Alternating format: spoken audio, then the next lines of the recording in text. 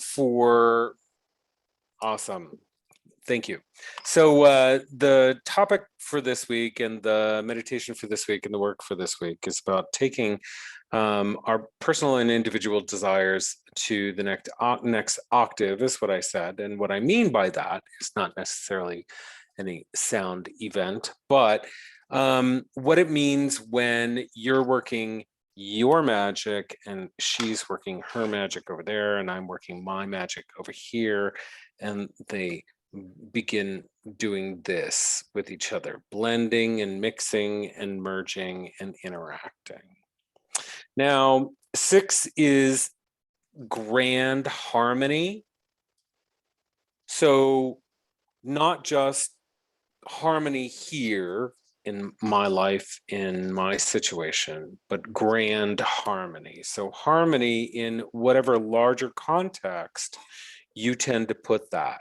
Whether the context is your immediate family, whether the context is your religious tribe, whether that context is humanity, whether that context is history and time.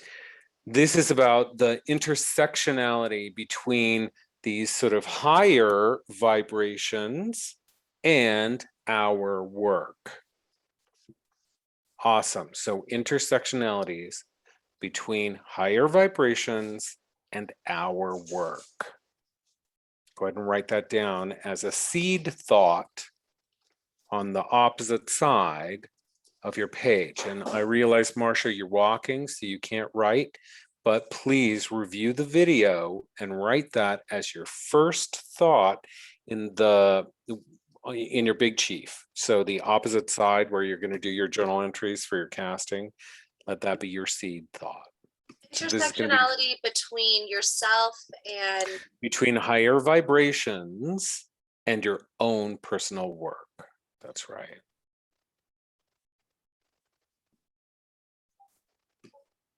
And this week, our sigil is going to be more directed than just desire focused.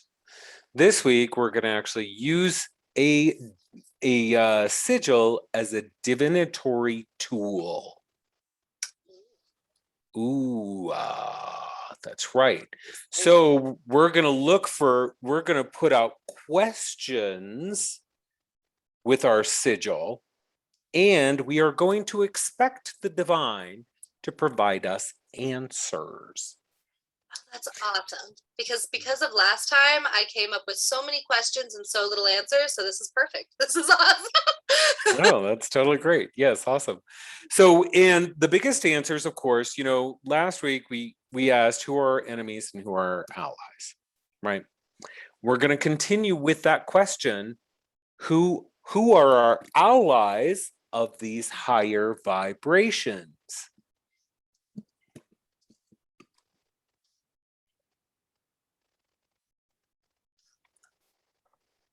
And there is a homework assignment that goes specifically with this one. And that is to open a mythology book of your choice. And I want you to find a story of some god, goddess, or entity that. Hi. Hi, Tiffany. That hi. That can be an ally in the larger arc of work that we're doing. Okay. To catch you up, Tiffany, have you, just so that I know, and go ahead and please unmute yourself, just so that I know, were you in any previous class? Have you audited any of the videos? Unfortunately, I haven't had much of a chance to do that. All right. There's a lot of context here that has to kind of wrap into the work because these classes are cumulative.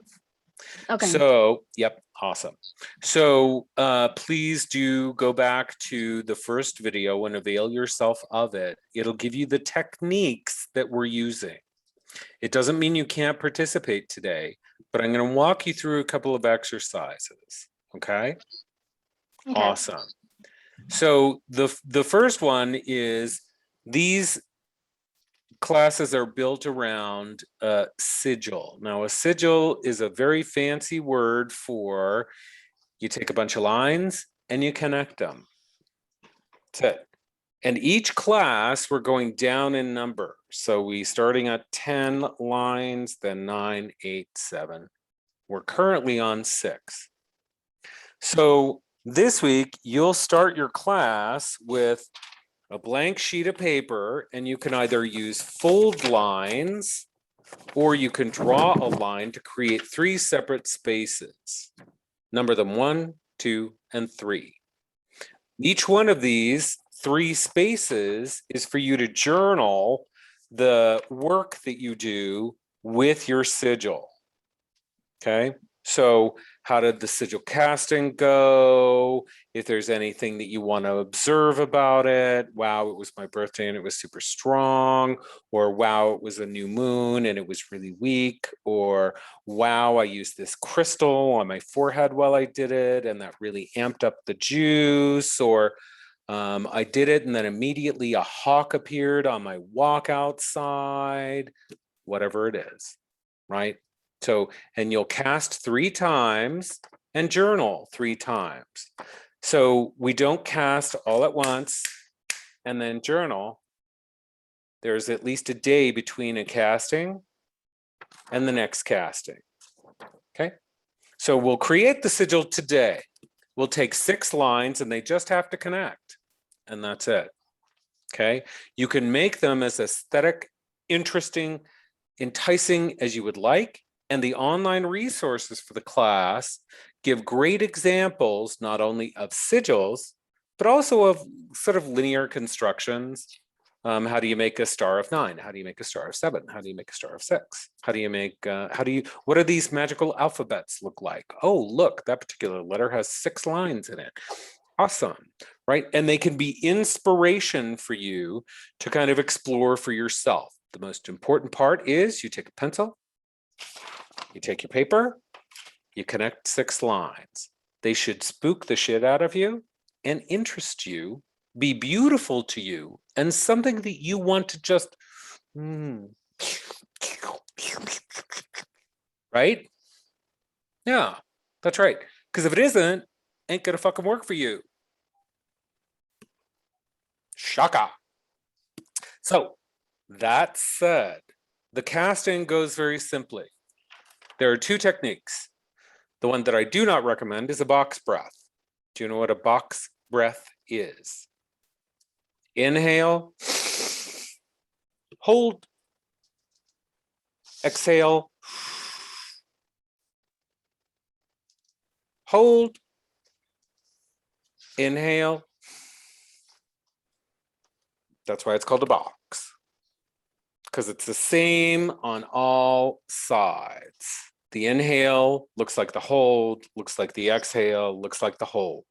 The important thing about a box breath is you make it as deep and long and as big a box as possible without gasping for breath or dumping your breath. Those holds are the most important part. That's where you highly oxygenate your bloodstream without doing a fuck ton of cardio exercise. Shocker. And you throw your body into parasympathetic mode from sympathetic mode. So you go from fight or flight, where we live most of our lives and do most of our productive labor, into rest, digest, which is where we want to be focused, generally open and receptive, and directed. Does that make sense? Okay, so that's the not preferred method, is the box breath. The preferred method, because it will amp up the power, bitch, is any fantasy you like, as long as it's erotic and it trips your trigger.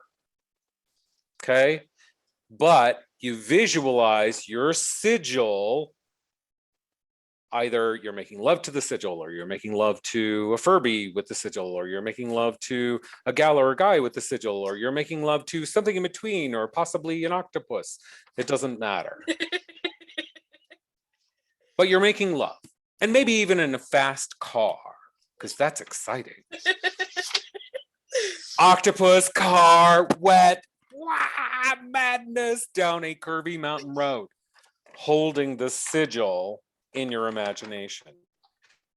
And at the critical moment when you can no longer restrain yourself from an orgasm, you cast the sigil into that mental space and let go of it. And then allow yourself to fall and have a sort of natural, you know, the post-coitals, right? The happy endorphins that like, they do this. And then you go 4 little Z's and then wake up and you're like, oh, I'm ready to clean the bathroom. I should call my mother. Right? And then the 1,000 windows on your internal browser start opening and dialogues happen again, right? But before that happens, you want to cast that sigil into the void created by that huge expansion and immediately contraction of a human orgasm. Okay, now there is a great deal of provenance in this. And in this technique, I talk about it a great deal in the early classes. Some of the other magicians who have pioneered this technique and how they pioneered it, and even some of the rituals that they pioneered it in. You can read about it in any number of books that are not on the bibliography for this class, because that's not what we're doing. You're doing your sigil work, not theirs. I'm doing mine, not theirs. Uncle Alistair Crowley can just go fuck off somewhere else, right? Because that's not our work. Our work is our work. So there is a course. The course outline shows the arc of exploration that we're following in the series, right? And there is a through line that knits the whole thing together, okay? Today we're on 6, and the material that you've already missed, I'll bring you up to speed on. 6, you know, what we do is we cover like sort of a global idea about the construction of the world as divided by 10, the construction of the world as divided by 9. Well, we're in the world as 6 for today, and 6 is about grand harmony. It's about larger influences and huge vibrations. Oh, did we lose you?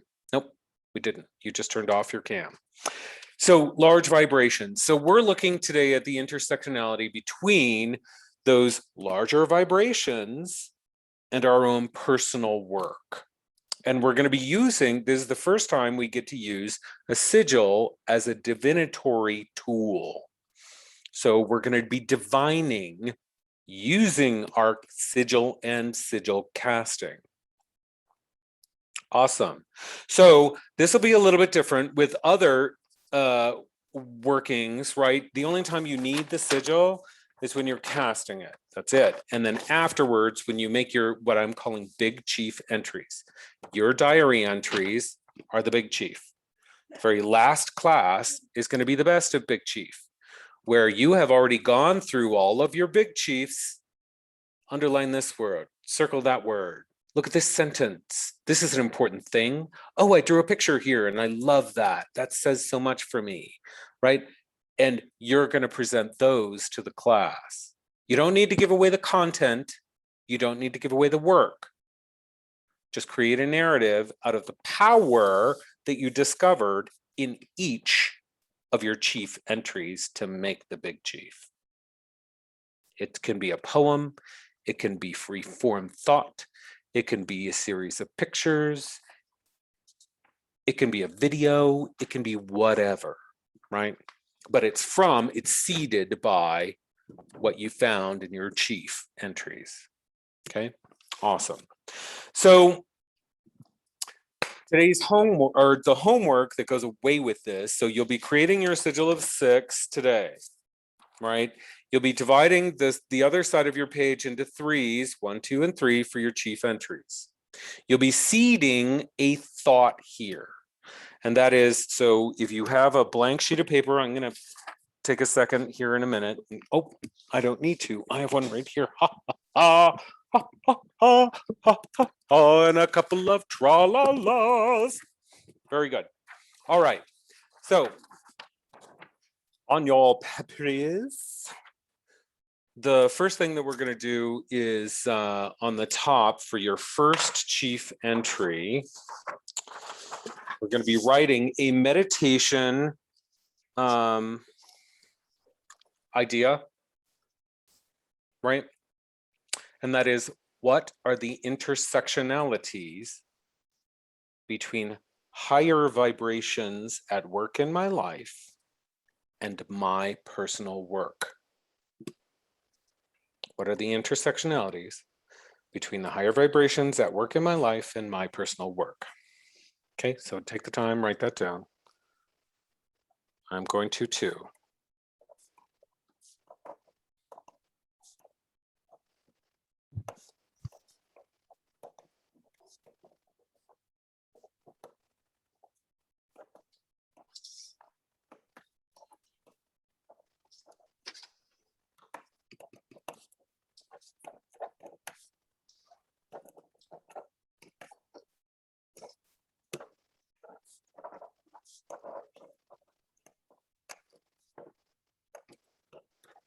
Awesome. Right? So there's one, and then I'm going to number 2, draw a line, number 3. So that's what my paper on the back is going to look like. 1 with my seed thought, a line, 2 and 3, and after each casting, I'll fill in those journal entries. Awesome. Now I can actually start working on my sigil. But the homework portion of this, with prior castings, the only time that you needed the actual sigil was when you cast it. So if you had a mnemonic or you drew it on a chalkboard, or like Alex, you drew it directly on your boyfriend. You're laughing, you cute head. I use my phone. I zhuzh mine, and if you've seen some of my sigils posted to the divination website, please do see them. It's in the practice section, by the way, Praxis. It's not labeled sigilization, by the way. It's labeled Awesome. Praxis. That's right. And so, because there will be more coming, this is just the first series that I'm teaching with divination. So and my work is always going to be focused on very practical applications of magic. So praxis. Anyways, so with previous castings, the only time you needed the sigil was when you were actually casting it. I use my phone and do the work of working this machine until it's ready, and then I put the phone down and shoot it off. Now, this one, in between your castings, you will want to have it present and visible somewhere where you will see it 2 to 3 or more times a day. Almost like laying out a tarot spread for your own personal information on a table and leaving it there so that it can continuously give you information. You want to also take this week's sigil, the sigil of 6, and put it someplace where you're going to see it in the morning, in the afternoon, at night, before you go to bed. Okay, now I'm probably going to have this taped up to my work monitor so that I can actually touch base all day with my sigil. And I'm always going to, with each time I look at it, I'm going to be asking it, prove to me you know the answers, prove to me in some way that I can comprehend and understand is directly and only and solely to me a message. Uniquely. Nobody else will see the nut and bolt on the sidewalk I will see it because my grandfather collected trinkets like nuts and bolts. And by the end of his life, he had a garage with bookcases full of peanut butter tubs and jars and coffee tins full of nuts and bolts. So if I walk out and I just ask my sigil, I want proof, give me a message, and I see a nut and bolt, it's granddad. My ancestors are intersectional on a higher vibration with the work that I'm doing. And I can journal that. So now is an appropriate time to ask questions. Do you guys kind of get where I'm going with this? And one, no, and I want an answer from all of you. One, do you get where I'm going? And number two, have you ever asked the universe for answers in a clear way for yourself before? Let's start with Alex. So number one, yes, I get where you're going with this. I'm super excited. Two, I have never used, well, actually that's a lie. I've used sigilization in divination work before. It's just usually been related to working with Norse mythology and rune work, which, Yes. yeah, and that's something that I've done for a really long time. And I teach a class on rune work. It's awesome. And so I've done a lot of that, but never in like the just creation of my own sigil, kind of from my imagination or from a dream or something. I've never done that. And so I'm really excited to kind of do that, because usually it becomes very structured when you do it with runes. It's like you have to think about the symbology of the rune, how you're using it, why you're using it, and use that exact symbol. Or even like a variation of that exact symbol, but it's still using someone else's symbol. It's not using something that's your own. So That's I really right. like that about this.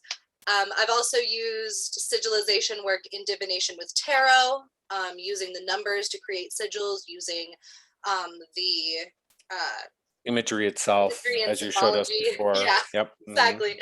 To do sigil work. And once again, though, that's using someone else's symbol. Symbol set. Yep. Yeah. And so this is new and exciting for me.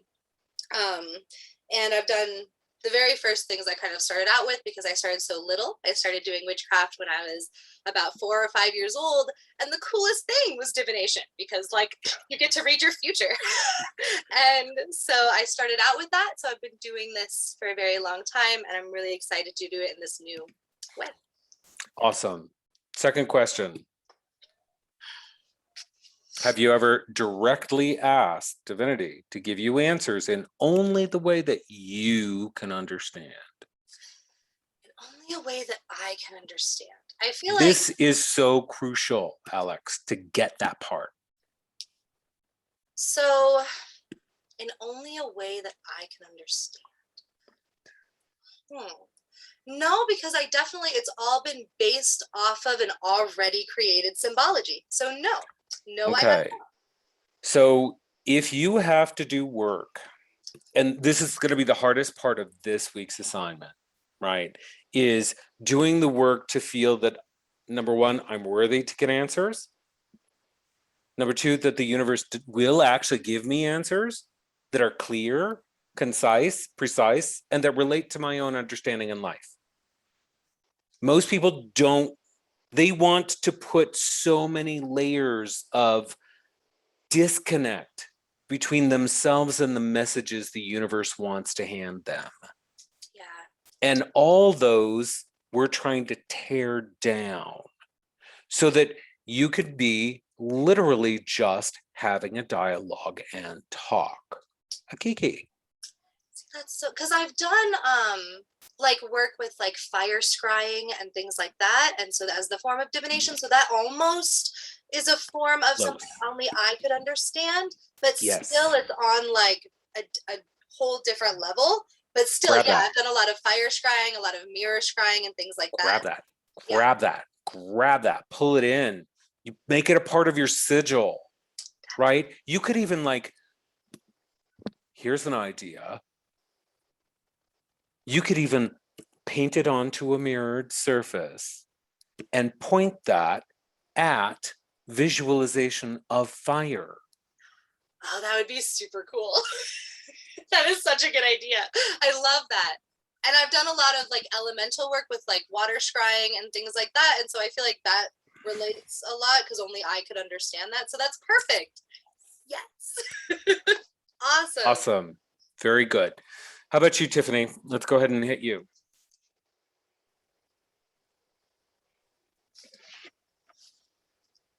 Okay, I think I've already gotten what the first question was. So the first question is, are you getting where I'm pointing you? In other words, are Okay. you understanding the general sort of work that we're trying to do and how we're wrapping divination as an idea or as a technique into doing sigil work? Okay, yeah, I think I do Awesome. it does seem to be making sense about where it's all going. Awesome. Sounds perfect. The other question was, have you ever directly asked the universe to talk to you in ways that only you can understand, are directly meant for you personally? I know that I've had times when I've like asked the universe for guidance or anything like that, but I cannot say that I've ever asked for anything for answers or anything in a way that are specifically for me that specifically only I would understand. So, Good. So this is a first mhm. for at least 2 others in the room. That's awesome. Like with Alex and trying to kind of like bust through the mental blocks, because we all place interference between ourselves and the very clear sounding bell that is an answer from the universe. So if you can identify the fuzzy cotton noise interference, remove it in some way symbolically, and you will remove it actually. Like we did with Alex saying, oh, well, here, try it with fire. Awesome. And do it with a mirror. And look at that. You get your water scrying and your mirror scrying and your fire scrying and your sigilization all at the same time. You could even use like temporary marker on your phone and put up the little, you can go into YouTube and watch fire for 3.5 hours. Bingo. So cool. Or even like draw the sigil on a candle. Oh. Then what color should it be? Oh, we're dealing with 6. Oh, wow, this is solar. Oh, look at that. Yes. Oh, it should be gold, bitch. I love that. And I have tons of golden candles, so that's perfect. Awesome, awesome. So for yourself, Tiffany, try and like find ways that you have created a noetic structure, a construct, an idea, a this, a that, a something else that because let's face it, we are bombarded with information, and most of what we do in the world every single day and every minute is reduce the amount of information coming in. And what you'll want to do with your sigil, have it handy for you to see and interact with, and make that question every day. Even if you're just sitting at your desk at work all day, that doesn't mean that there isn't other information everywhere moving around and coming at you. There is. You can ask for that and suddenly your work ally or your work enemy is emailing you and asking for blah, blah, blah, and this and that. And you're like, God damn son of a bitch, I hate this woman. Everything is a fire with her. Oh my God. And jot that down in your chief. So here's the thing. How can you know what you think until you see what you say? Period. So when you have these dialogues, make note of it. If you get an answer, jot it down. Make sure you begin capturing the two-way dialogue that you're having with the divine and with the universe. Mm-hmm. Then you can review it. And that's what the in-between day is for. the downtime after you cast, right? You get a whole day to just interact with your sigil and jot down things, keywords. This happened at this time. The woman who, Angie Bensuda, God damn it, that's her actual name. Everything is a fire woman, right? Emailed me a goddamn again and bombed me and blah, blah, blah, blah, blah, blah, blah. I was this close to finishing that workflow. Then her fucking QA came, right? So, so like that, right? So that's kind of where we're going. Marsha, how you doing?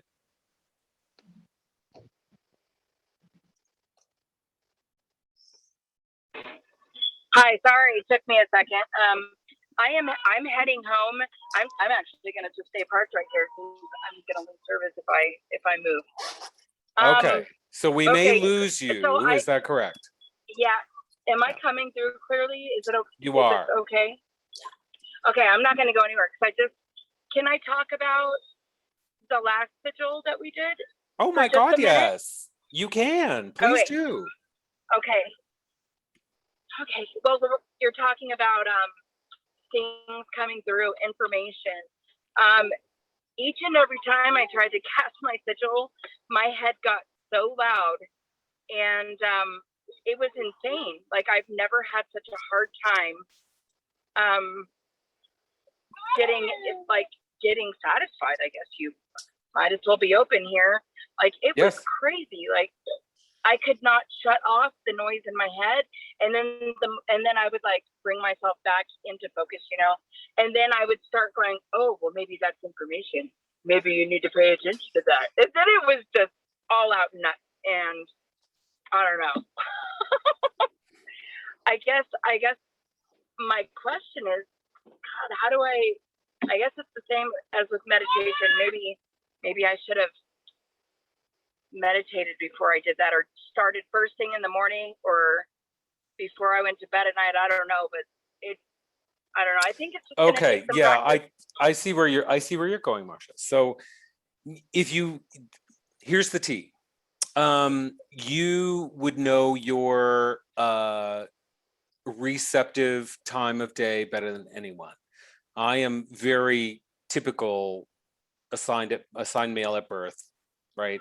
First thing in the morning, wake up, do that number, bam, yeah, get in the shower now, scrub, right? Whereas, my wife is also very assigned female at birth. Let's do it at night when all of the things are done and we can finally put away this and put away that. We don't have to think about this. They make lists and la la la, right? So you will only your receptive time. So pick that time, organize your day so that you don't have baby care, people care, feeding other people, dressing other people, homework, work, whatever those are, right? And even if you only have 10 minutes at that particular time, use the 10 minutes. But the important thing is not to find yourself so goal oriented that this becomes a mental exercise, because it's not. The mental portion of this is the most minute. That's why we use a sigil. In other words, a simple 6-line drawing to focus on for the sake of just getting the energy into the universe. So, okay. Right. So whatever it is that turns you on, if that happens to be equipment, if that happens to be a particular type of lube, if that happens to be a particular type of fantasy, if that, you know how to stimulate you best to do you, but you must be relaxed. And don't allow the, it sounds like there's a lot that you have to manage with this, and that's not true. All you have to do is, in your erotic scape somewhere, there's a cloud shaped like the sigil, or there's a tree shaped like the sigil, or the person you're ramming or ramming you has it all tattooed on their person somewhere. Jumbo. forehead, giant, girthy cock, or whatever it is, right? It's got it on it, right? Maybe their tail comes around and you can see it tattooed on their tail. And maybe that finds another part of you to like wiggle its way into. Who knows? That's me. That's me. I'm a super kinky boy. So I'm like, yeah, 8-armed tentacle monster thing. Oh my God. Yes, with a suction cup vagina. Let's go. Cat vagina. Oh yeah. Oh yeah. And it squirts ink, and the ink is the shape of the sigil. Yes, all over me, splash. Right. But whatever it is that really gets you to the place where you can just like fire that off. Right. And allow this sigil to creep into your consciousness. Don't focus on the sigil. Focus on your own erotic nature. You, Marcia, are a gorgeous sexual erotic being. Allow yourself to move and be in that space. Does that help? Yeah, Good. it does. I think it's just one of my things. Like, I think it's because it's so new and I don't want to do it wrong, but we've already talked about that. There is no wrong. There is no doing it wrong. And I need to relax because I'm putting too much brain into it and it doesn't need to be like that. Yeah, for sure. You know, and you can use whatever it is that you ordinarily or habitually use. You know, if you use pornography, use it and use the exact same pornography. Just add the sigil.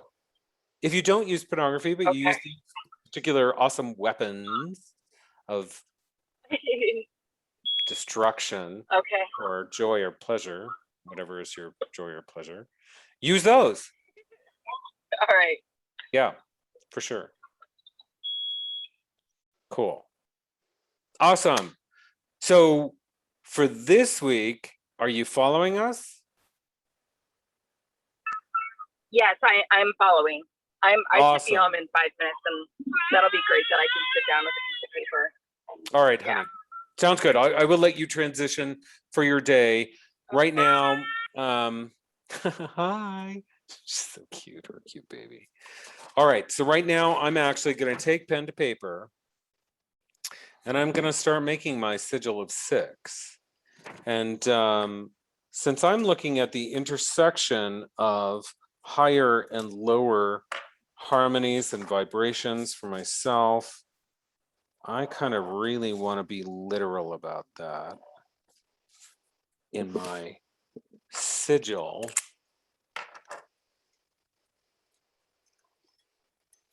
Yeah.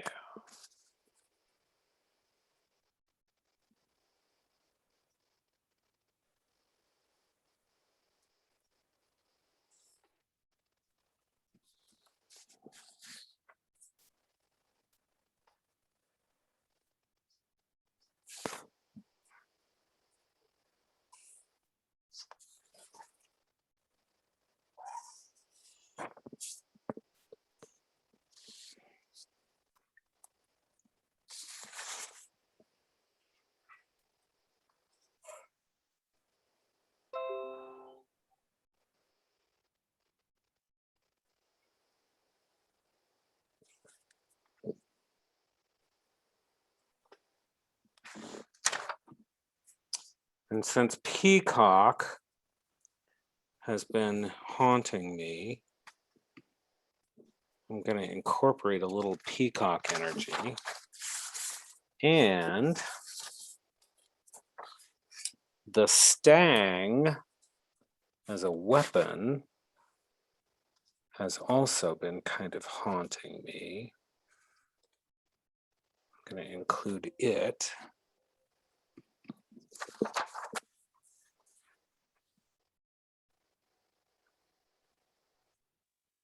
And I love what you said about water divination. Thank you. So one of these is going to be a bowl.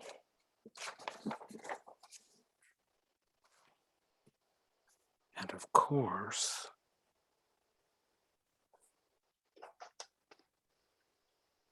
La Luna.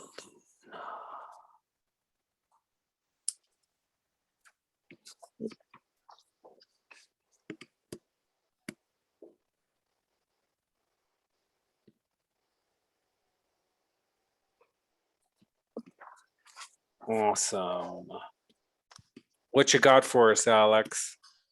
I finished. I was trying to share it, but my computer's being mean. So hold on one second. Check it out the window. My computer's like, no. Okay, here we go.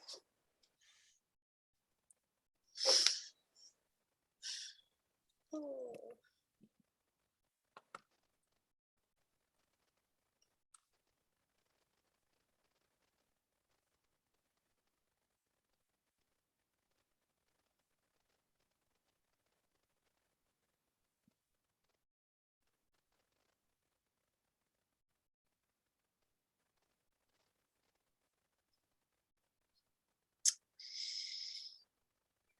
Come on. Oh, there's things in the chat. Oh yeah, Ambriana answered. I totally meant to tell you that, and then I was all messed up with my computer. Ambriana answered the question in the chat. Oh, did you really? I completely forgot to say that. Okay, so that's your 5. I see your Oh sigil. yeah, that was my 5, but disregard that one. Yeah, awesome. And then there's one. Oh, I see. It's in. Okay, so I see. And there's the question. Hello, lovelies. So, oh, there she is. Yeah. Ms. Bristol. Okay, very good. I see you, girl. Okay, I won't lie. I've been the last 2 days. So but Alex, huge stream symbols. I will take my time to read this in a bit. Let me see. It's okay, lol, XD. I know. Sorry, Ambriana. Share. Oh, I did it. My computer's being nice. Yay. Okay. Copy link. I just try and do with every sigil the very first thing that pops into my head when I think about all the questions and all the things we're going over. Yeah. So that's what most of my sigils are, is just the very first thing that my hands thought of while I was drawing. Which you cannot lose with. And so that is my sigil of 6. Oh, that's beautiful. Oh, thank you. See how gorgeous that's going to work. I know, I'm so excited. With these concepts. Yes, it's beautiful work. That's awesome. Thank you. Yeah, you're welcome. Awesome. Okay. So I'm not sure, Tiffany, were you able to get 6 lines put together that you were happy with? Not particularly. Okay. There is a trick to this. So let's chat for this a little bit. You know, your first answer is not always your best. So chuck that one away. Grab a new page, totally blank. What do you relate to? Do you relate to spirals? Do you relate to circles? Do you relate to triangular shapes, darts, arrows? Do you like frills? Do you like crossed lines? Do you like cross hatching? Do you like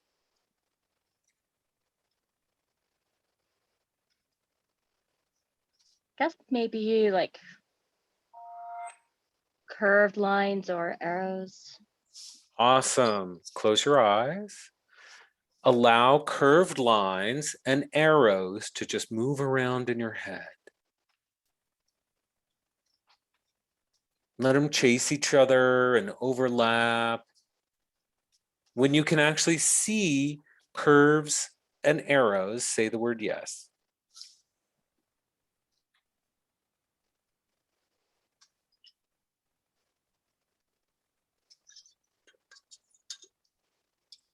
Yes.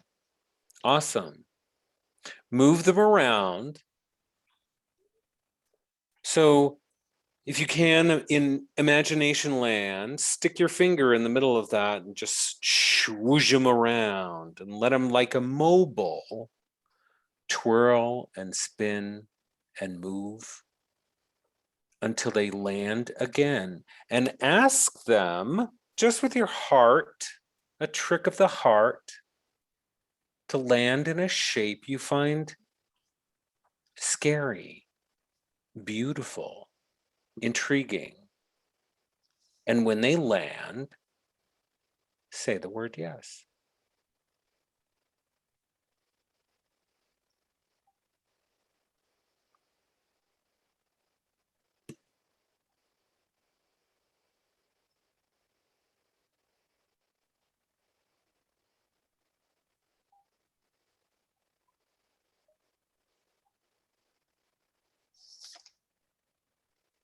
Yes.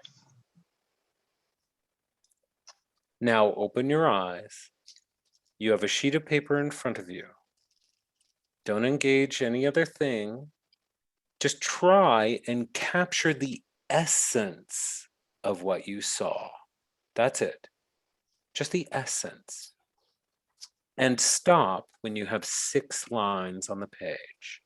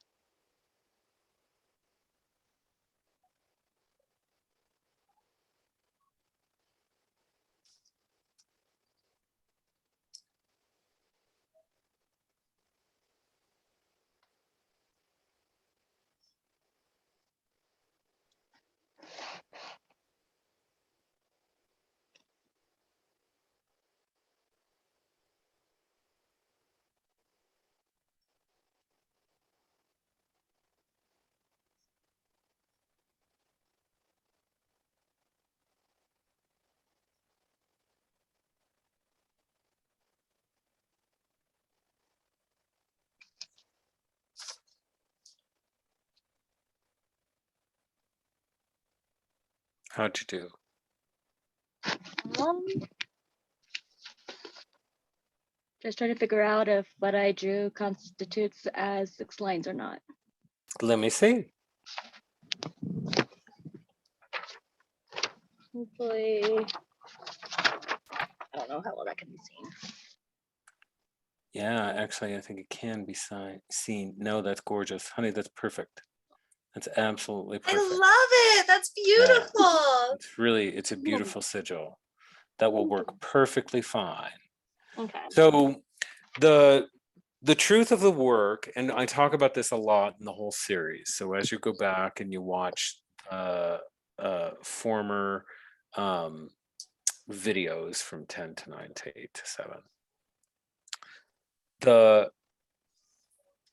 the truth of this work is not in the creation of the sigil, it's in its casting. Okay. And you will take away your work from your casting. Okay. It's going to be uniquely your magic, and it will have uniquely your brand and stamp on it. It will be enmeshed in the matrix of your life, right? Mm-hmm. So it's so crucial that you simply record your results. That's it.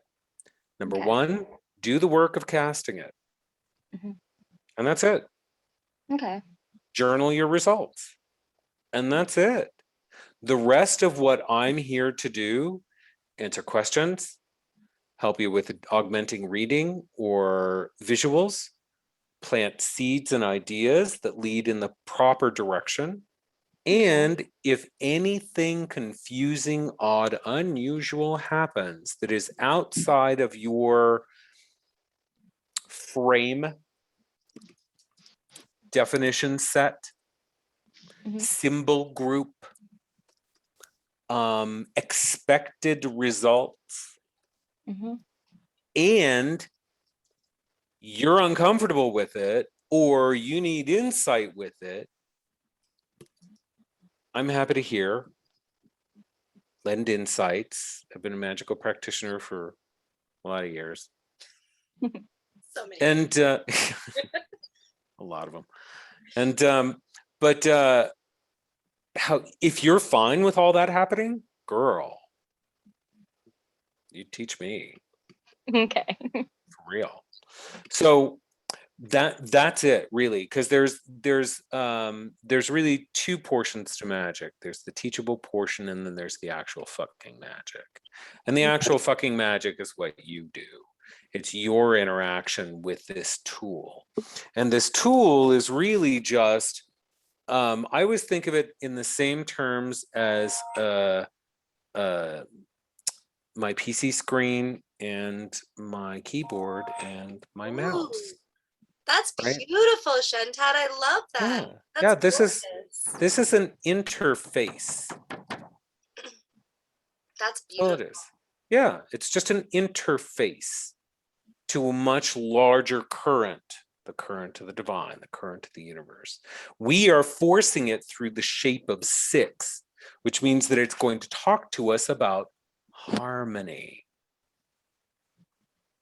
Because when you pour water through a vessel, the water is shaped in the shape of the vessel. We are pouring that water through this vessel, this interface.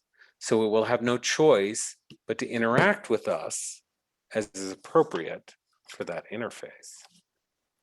So last week we talked about who are enemies and who are allies.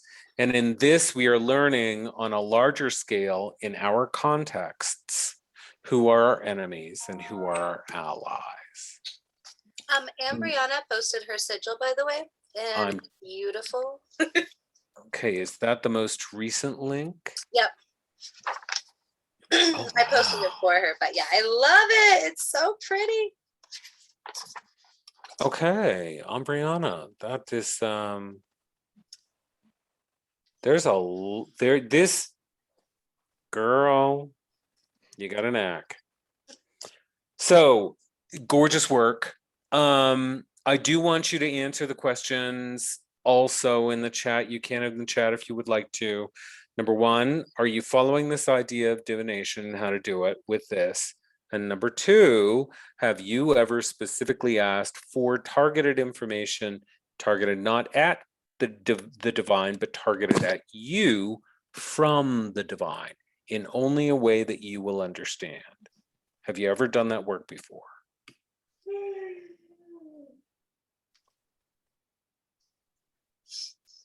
Oh, you did in the messages. Okay, all right.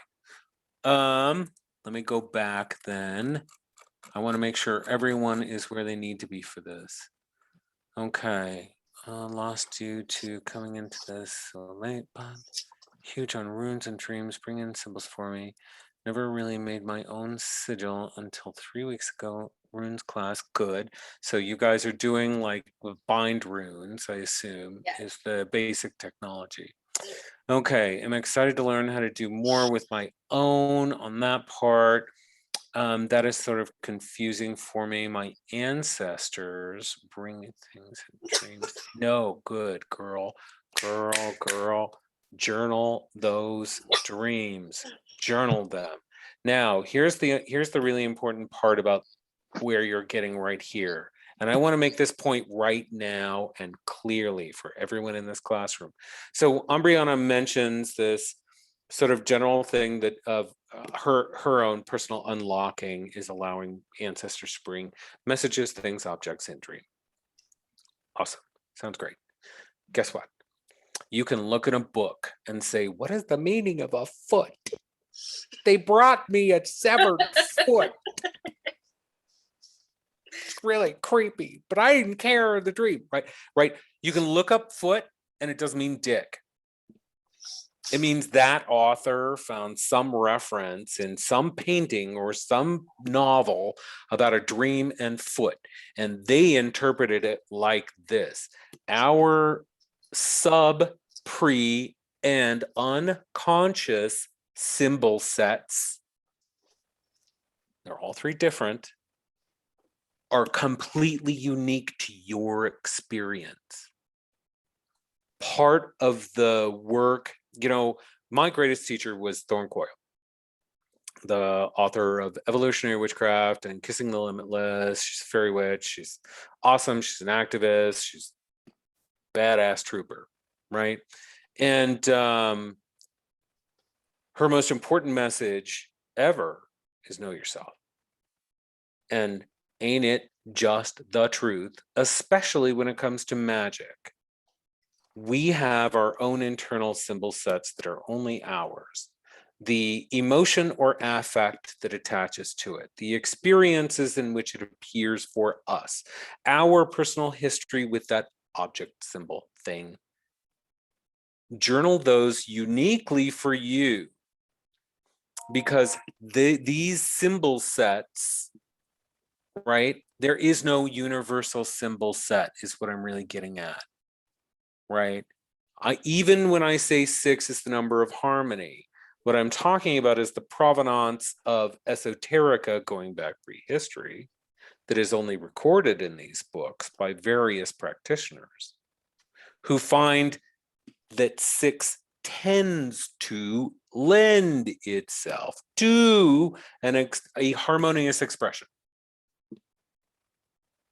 So like fractals, form, you know, this particular fractal off this particular strange attractor is going to create spiky things that look like they aren't happy, and this one's going to produce cloudy things that look beautiful. Always.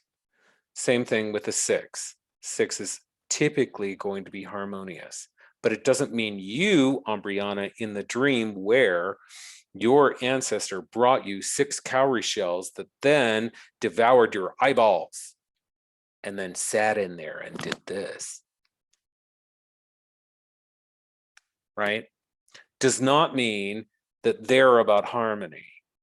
That you have a relationship with cowrie shell, and you have a relationship with that particular auntie, and she might have even thrown the bones, right? And so you learned when you were a kid, Ifa bone throwing, right? Who knows?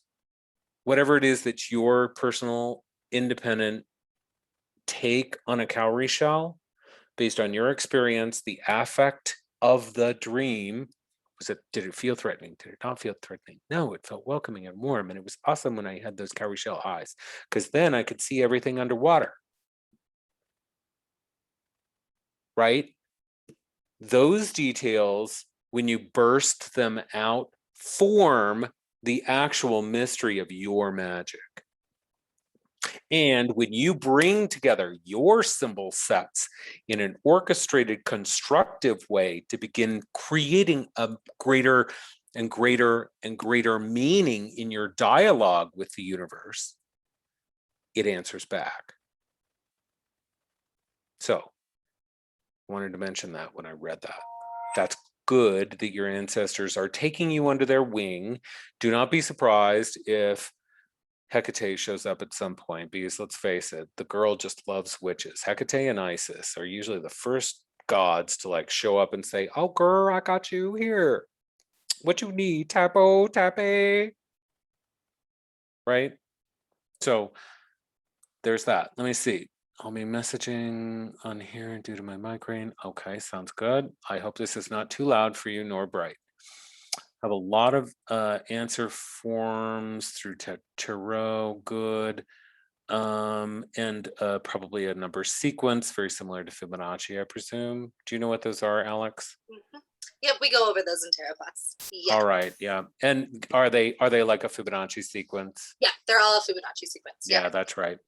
Okay, gotcha. Awesome. So you're working with like golden ratio, you're working with Fibonacci, all that good stuff. Tentacle porn. Yes, bitch. So I like Marsha, have a hard time taking up space and claiming, oh, and calming the noise. Honey, you're independent, and you're not alone. However, for all intents and purposes within your world and your magic, I get it. I'm sorry. Those are challenges. And I may teach someday, who knows? We'll see if this works out. But I may teach my meditation technique. I've taught Alex it. And it is a radical departure from most meditation techniques in that I'm not trying to get you to quiet anything, really, but to merely hold your attention for both that and something else. Okay. Which, when you can, when you're like on point and you can be simultaneously in both places, hearing the dialogue, hearing the noise, and hearing your own inner directedness, you just move in between them. And yeah, so I may teach it. There are techniques here for you. Silent seated meditation is a technique, but it's not the only one.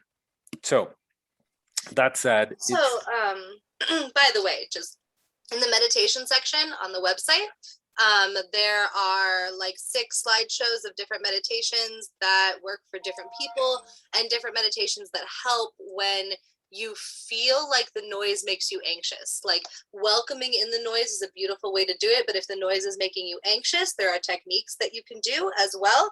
And the meditation section on the website has quite a few of those. Just That's amazing. Okay, I'll have to check it out.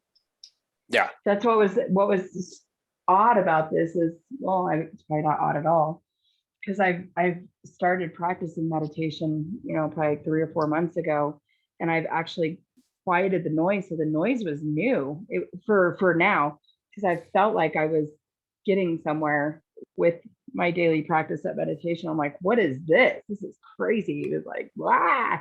Just like when I first started practicing meditation, it was the same thing. I guess it's just different, and it takes practice. So, I don't know. definitely. There's also, and I suggest this a lot. We've actually had a watch party and watched it a few times for those of you who've been at the Academy for like a few years. But there's an amazing episode of Midnight Gospel on Netflix. It's this awesome show about this dude who's like pagan, and he it's amazing. Anyway, he has a meditation episode where he goes and talks to this, he does like this interview with a few different meditation practitioners and learns all these different, like, how they meditate, and then discovers in the end that it's really about him and how he meditates. And like, it's a really cool episode. It's episode 6 of Midnight Gospel. It's only about 25 minutes long. I suggest it. It's awesome. Okay. Yeah, I'll write it down. Midnight Gospel, and it's on what? Midnight Gospel's on Netflix, episode 6, and sometimes it's just easier than reading it. It's easier to like watch it. They've got really cute animation that goes along with it, and sometimes it's easier to learn that way for some people. Okay. You too, Shenta. I think you really like that show.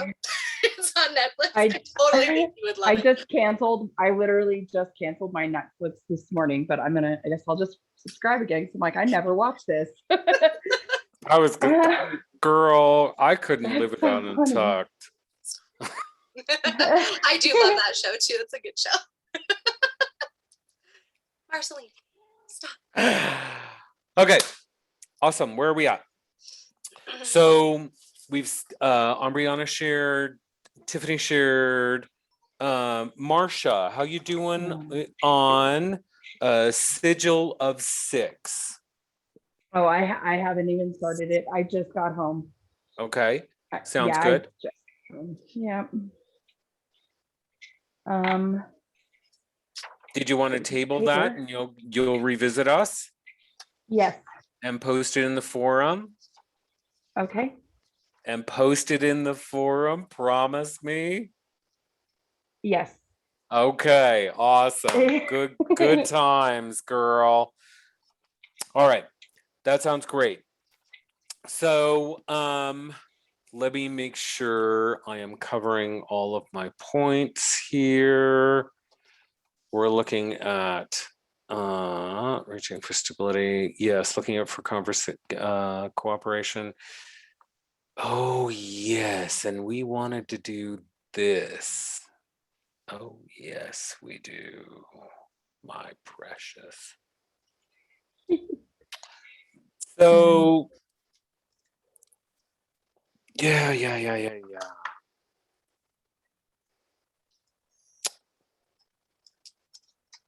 Um,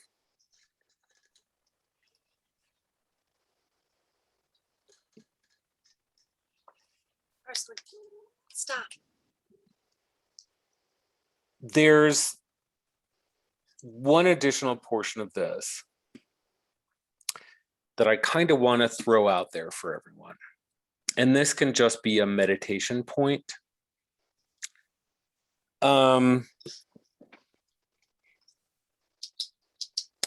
Formalizing it in the sigilization work would be pretty simple, but everyone would have to consent to it. So there's another layer of this work I would like us eventually to start getting to. Okay. And that is the esoteric work of direct communication with our own holy guardian angel, our own God soul in my tradition, holy guardian angel in OTO and other Gnostic traditions, one's own daemon, Deamon, one's own guiding star, one's own best, most maternal, paternal / mash self, capital S. In other words, that thing that contains not only my experience, but also an experience of the divine that is still self. Now, in fairy, we call this Johnny Gloss. And Johnny Gloss is, remember, I used words like interface, right? Like this is the keyboard, this is the mouse, this is my view screen to read words and type words. Well, there's a spiritual aspect of you, your own divine spark, that manages all of that flow back and forth between you and the world.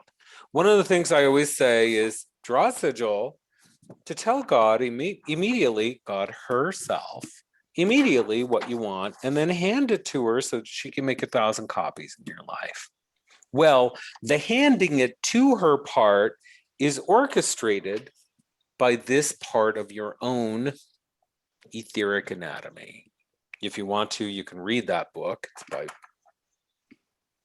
Victor Anderson wrote Etheric, I believe. And then there's one called Esoteric Anatomy, which they just incorporate a lot of people's ideas about this.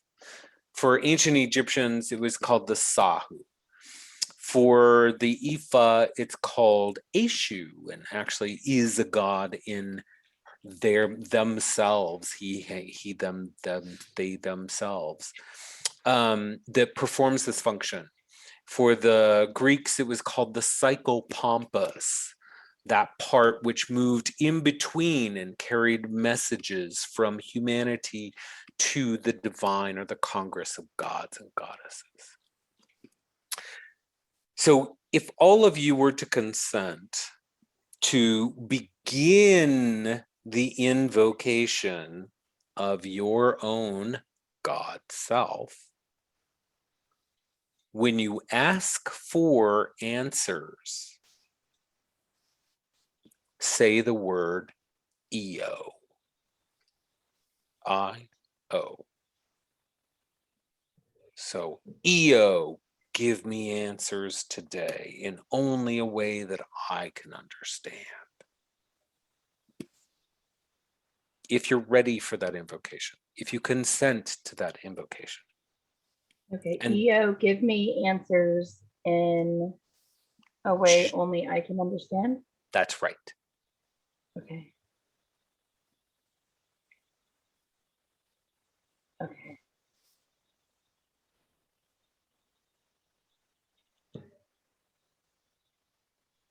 And just know there is a part of you that is always monitoring you.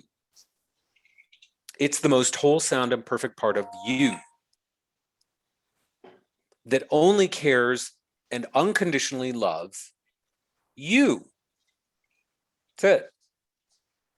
And is there to oversee your life, your condition, and your approach to it. And EO is a quick shorthand for say my name. Say my name, say it. EO. EO. Okay. Awesome. And if you guys get good traction off of working through your EO, right, then awesome. We'll move forward with that, and we'll start working on kind of two simultaneous layers of work. We'll not only work on our own personal work, but we'll begin like launching through EO to some fun astral work as well with Sigils. Where we begin building what's called the astral temple, and which is literally it's a temple that you create on the astral where you can do magical work that is surrounded by your sigils and runes, where you can begin interacting with these higher vibes, mama. We've totally practiced, because I've done a lot of work with that, and we've practiced that in our astral projection classes. I call it the happy place meditation. So I like, your name is much more professional. Astral temple. Astro temple rather than happy place. I like that. I like don't them know. I kind both. of like happy place. I kind of like it too. Really. The happy And astral. I like when the you're happy when you're astral. yeah, when you're doing sigilization and you go to your happy You go to your place, happy place. who knows what you can meet. Right. A little Cthulhu action. I love that I just cracked Tiffany's shit up. It's hilarious. It's awesome. Okay, so that is the last of what I wanted to cover today. There is no suggested reading for this week. There will be for next week. Next week is where we approach valid rules for adversity. So what happens when you run into challenge? What challenge looks like? Overcoming challenge, getting through challenge, right positioning of our own sort of psychometry against challenge. Who is the good challenger? Ha, ha, ha, ha, ha. The devil's in the details. I know. Did you hear my puppy bark? Speaking of speaking to me in ways You have a only Pepe? I can I understand. used to have a dog named Pepe. Oh, did you? Yeah, he was a Jack Russell Terrier. God loves a terrier.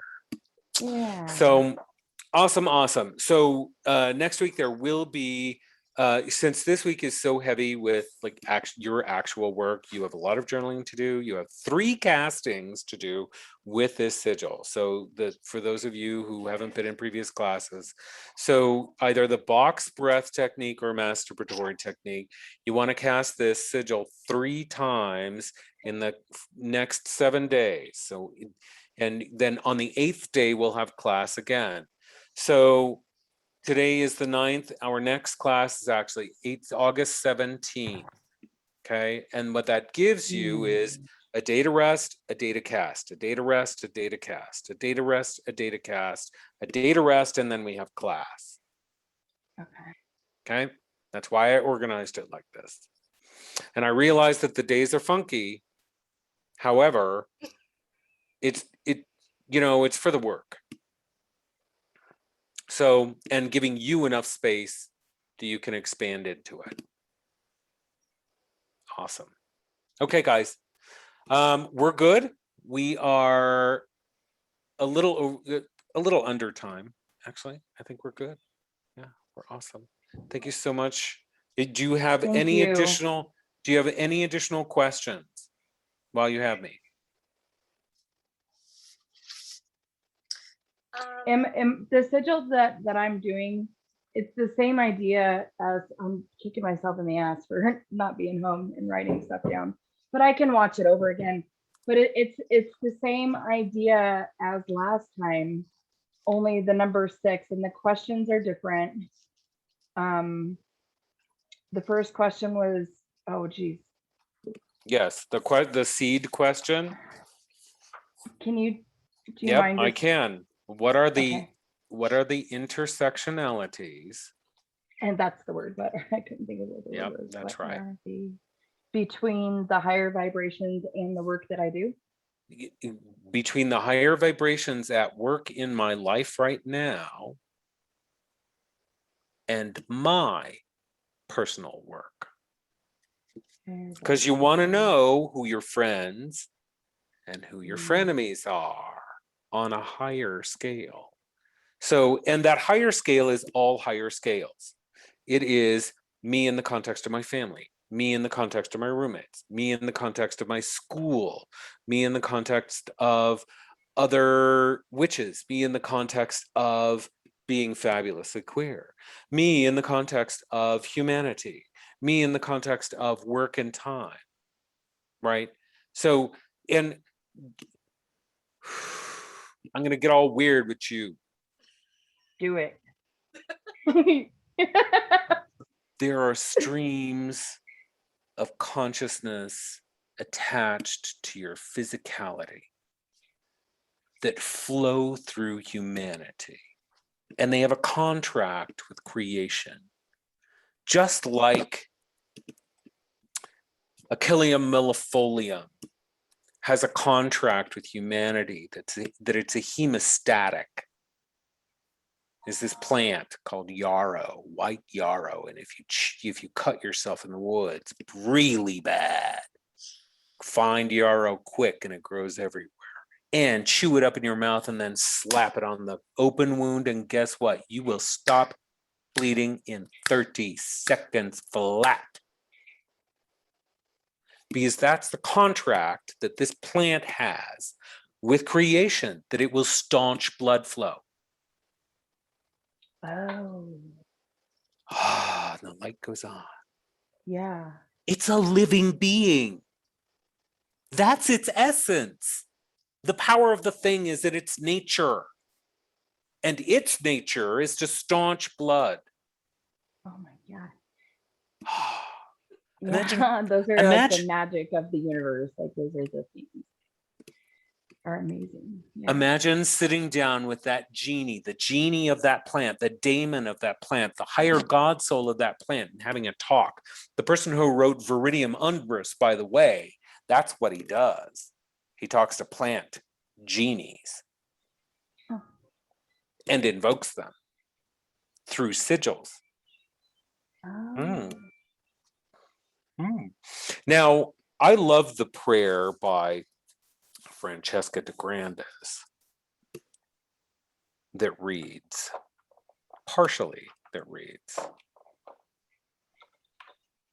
my tears, how is it? Let me see. Francesca, what? Francesca de Grandes. You can look her up. She's another fairy initiate, and she came up with Third Road as a magical system, and she's one of my she's in my line of provenance. Okay,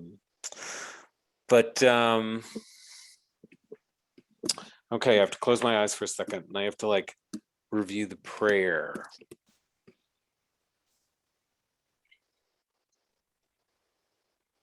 It is, I am the goddess beloved.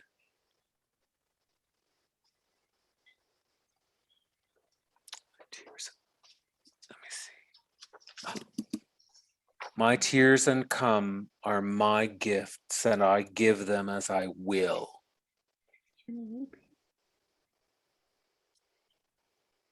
There's so much that flows through us. When doing yoga, we allow tension to move in and out of us upon our breath. What moves in and out of us upon our tears? What moves, right? What moves in and out of us through our menstrual flow? What moves in and out of us through our sweat? These aren't just physicalities, they're spiritual streams with emotion and power behind them. And we are their channels or conduits. One of the most important messages that I heard from Fairy, I actually don't like. Shocker. Because witches would never say that about each other. But anyways, Storm. Who will not be named, right? But he said, all of us are priests and priestesses, and it is the sole job and responsibility of a priest or priestess to do this, and that is to channel the energies of the divine through us into this manifest universe. It was the most brilliant thing that ever came out of his damn mouth. And it's absolutely correct. And every different priesthood has its own techniques for teaching us to allow these currents, these rivers to flow through us. So, knowing that, you now have a river with a name, Io. You have a course for the water to flow in and through. You have some questions to ask, and you have a technique for asking it. Box breath, orgasmic technique. Go, be witches. Okay. Thank you so much, Chantal. Yeah, thank you. Thank you. You bet. Have a good night. Have a wonderful night. You too. See you next time, guys. See you next time. You bet.